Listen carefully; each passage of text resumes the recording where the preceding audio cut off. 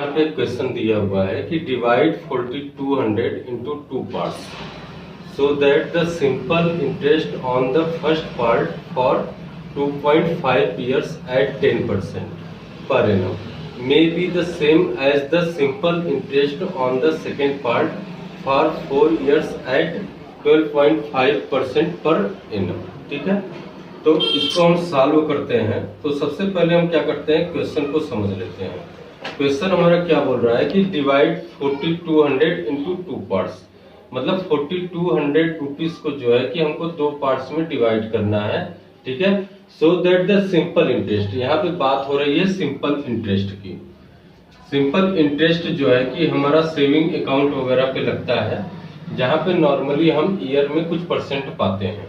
On the first part for 2.5 years at 10%। यहाँ पे आप देख रहे हैं कि जो इसका फर्स्ट पार्ट, जो हम 4200 को डिवाइड करेंगे, उसके फर्स्ट पार्ट पे जो सिंपल इंटरेस्ट लग रहा है वो 10% रेट है और कितने साल के लिए, 22 साल के लिए लग रहा है। ठीक है, हम ये मान लेते हैं कि जो इसका फर्स्ट पार्ट है, फर्स्ट पार्ट हमारा P है, तो सेकेंड पार्ट हमारा क्या हो जाएगा, 4200 माइनस P। ठीक है, हमारे पास कुल पैसा 4200 रुपीज है। ठीक है, उसमें से हमने फर्स्ट पार्ट को P मान लिया और सेकंड पार्ट को 4200 माइनस P मान लिया। ठीक है, अब हम P वाले पार्ट को देखते हैं। फर्स्ट पार्ट हम इसे मानते हैं और सेकंड पार्ट हम इसको मानते हैं। फर्स्ट पार्ट में हमारे पास प्रिंसिपल अमाउंट P है, उसके अलावा हमारे पास टाइम है 2.5 ईयर्स। ठीक है, और उसके बाद हमारे पास रेट कितना है, मतलब R इक्वल टू रेट हमारे पास 10% दिया हुआ है। चूंकि हम जानते हैं कि सिंपल इंटरेस्ट इक्वल टू क्या होता है, PRT बाई 100, मतलब कि सिंपल इंटरेस्ट जो हमारा बनता है उसमें जो है कि हमारा principal amount multiply by rate multiply by time. PRT का मतलब हुआ, P का मतलब प्रिंसिपल अमाउंट, R का मतलब रेट और T का मतलब टाइम, डिवाइडेड बाई 100। यही आपका सिंपल इंटरेस्ट का फार्मूला होता है। ठीक है, यहाँ से हम देखिए प्रिंसिपल अमाउंट को हमने P माना हुआ है तो हम इसको P लिखेंगे इंटू R हमारा 10% दिया हुआ है तो हम यहाँ पे 10 लिखेंगे, और इंटू टाइम हमारा 2.5 साल दिया हुआ है तो हम 2.5 लिख लेंगे और डिवाइडेड बाई 100 हो जाएगा। ठीक है, दूसरे पार्ट पे चलते हैं। दूसरा पार्ट हमारा ये कह रहा है कि यहाँ पे जो आपका सिंपल इंटरेस्ट, सेकेंड पार्ट पे जो सिंपल इंटरेस्ट लग रहा है वो 12.5% लग रहा है और कितने साल के लिए, 4 साल के लिए लग रहा है। तो यहाँ पे टाइम इक्वल टू हमारा क्या है, 4 इयर्स, और रेट हमें दिया हुआ है 12.5%। ठीक है, हम सेम फार्मूला का यूज यहाँ भी करेंगे तो हमारा सिंपल इंटरेस्ट इक्वल टू क्या हो जाएगा, PRT और डिवाइडेड बाई 100 हो जाएगा। यहाँ पे P की वैल्यू क्या है, 4200 माइनस P है, ये हमारा प्रिंसिपल अमाउंट है दूसरे पार्ट के लिए। उसके अलावा हमारे पास जो है कि रेट कितना है, 12.5 है, और हमारे पास ईयर कितने हैं, 4 साल है, डिवाइडेड बाई 100। ठीक है, अब हम इस क्वेश्चन को एक बार फिर से देखते हैं कि डिवाइड 4200 इंटू 2 पार्ट्स, 2 पार्ट्स में हमने डिवाइड कर दिया। So that the simple interest on the first part, simple interest on the first part, ठीक है, 2.5 ईयर्स एट 10% हमने लिया यहाँ पे और जो है सिंपल इंटरेस्ट निकाला। अब आगे देखिए क्या कर रहा है कि may be the same as the simple interest on the second part. इसका मतलब ये हुआ कि जो सिंपल इंटरेस्ट यहाँ पे बन रहा है वो आपका may be the same as the simple interest on the second part. वो जो है कि आपका जो सिंपल इंटरेस्ट ये बन रहा है वो इस सिंपल इंटरेस्ट के क्या होगा, बराबर होगा। ठीक है, ये सिंपल इंटरेस्ट इस सिंपल इंटरेस्ट के बराबर होगा। ये सिंपल इंटरेस्ट आप फर्स्ट पार्ट है और ये सिंपल इंटरेस्ट आप सेकेंड पार्ट है।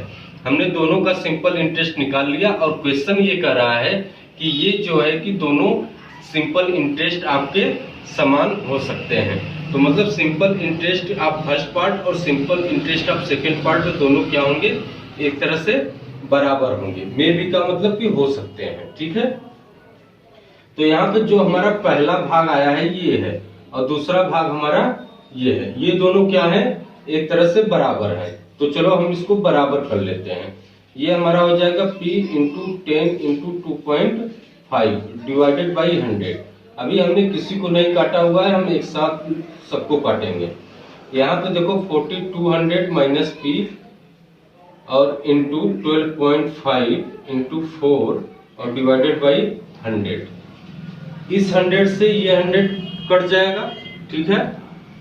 उसके अलावा देखो क्या क्या चीजें, यहाँ देखो 2.5 है, यहाँ 12.5 है, ये 2.5 है, ये 12.5 है। अगर हम 5 बार ले जाएं तो ये कट जाएगा, ठीक है। इसको आप लोग ध्यान से काट लीजिएगा। अब देखो यहाँ पे 10 है और यहाँ पे 5 है, 5 दूना 10 हो गया। और यहाँ पे 4 है, यहाँ पे 2 है, 2 दूने 4 हो जाएगा। मैं ये उम्मीद करता हूँ कि आप लोग इस भाग को समझ रहे होंगे, ठीक है। अब देखो हमारे पास क्या बचा हुआ, इधर से हमारे पास केवल P बचा हुआ है। तो P इक्वल टू क्या हो जाएगा, 4200 माइनस P और मल्टीप्लाई बाई कितना है, यहाँ पे केवल 2 बचा हुआ है, ठीक है। हमने सभी को आपस में एक दूसरे को काट दिया। अब देखिए यहाँ पे हम क्या लिख सकते हैं इसको, P इक्वल टू 4200 का मल्टीप्लाई 2 में है, तो इसका जब हम मल्टीप्लाई करेंगे तो 8400 आ जाएगा। आप मल्टीप्लाई करके देख लीजिएगा। और उसके बाद जब हम P में 2 का मल्टीप्लाई करेंगे तो ये 2P आ जाएगा। अब 2P को हम इस साइड ले आते हैं, तो ये P यहाँ पे माइनस 2P है, इस साइड आएगा इक्वल टू के, तो ये आपका प्लस 2P हो जाएगा। P plus 2P equal to हो गया 8400 रुपीज, ठीक है। ये आपका हो गया 3P इक्वल टू कितना हो गया, 8400। मतलब P इक्वल टू कितना हो जाएगा, 8400 डिवाइडेड बाई 3। जब आप इसे 3 से काटोगे तो 3 2 जा जो है 6 हो गया, यहाँ से 2 कैरी बचा 24 हो गया, 3 8 जा 24 और 2 जीरो आप यहाँ पे लिख लो। मतलब कि जो हमारा प्रिंसिपल अमाउंट आया वो हमारा कितना आया, 2800। ये हमारा फर्स्ट पार्ट का अमाउंट है, ठीक है। सेकेंड पार्ट का अमाउंट जैसा कि हम जानते हैं, टोटल अमाउंट आपका 4200 था, मतलब 4200। और हमारे पास जो P का मान है वो कितना है, 2800। इसको हम घटाते हैं, जब घटाएंगे तो 0 में से 0 गया 0 0, और उसके बाद ये 2 है, यहाँ पे एक कैरी लेगा, 12 में से 8 गया 4, और यहाँ पे 3 बचा, 3 में से 2 गया 1। मतलब कि जो आपका सेकेंड पार्ट है वो आपका 1400 आएगा, ठीक है गाइज। अगर आपको वीडियो अच्छी लगी हो तो लाइक और सब्सक्राइब करना ना भूलें, और अगर आपका कोई क्वेश्चन है तो कमेंट बॉक्स में क्वेश्चन को देना भी ना भूलें। Thank you very much.